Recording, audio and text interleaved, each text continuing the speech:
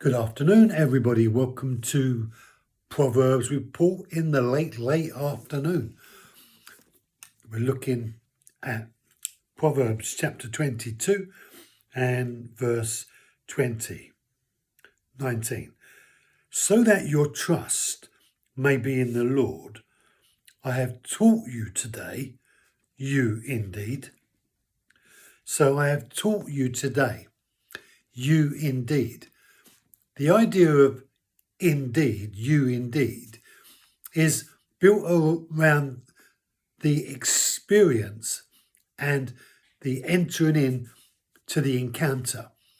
The widow and the widow indeed were two different categories of people. And so those who are taught of God are indeed. So those who have been taught are called those taught indeed. Many are taught, but not indeed. And so they haven't entered into the reality of the experience. So when Solomon represents a group of people and he says, you indeed, he's saying this category of people who have really captured and got hold of it. They have obtained the knowledge and the information that I have tried to impart to them, the wisdom that I have shared with them. They are those who have entered in, indeed. They have realized, they have authenticated, they have rubber stamped, however you might say it. But they got it. Whereas everyone else who heard, they didn't get it. And the difference between those who get it and those who don't get it is that they haven't heard and allowed what's been said to enter into the innermost being of who they are. And therefore, because it's not really happened for them, when trials and tribulations come their way, they have no resource available to them to use to help them in their decision process. So they have no consideration because they are so narrow-minded.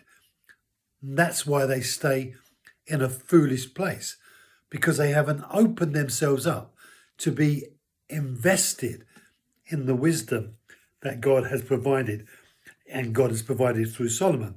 So he says, so that your trust may be in the Lord, I have taught you today.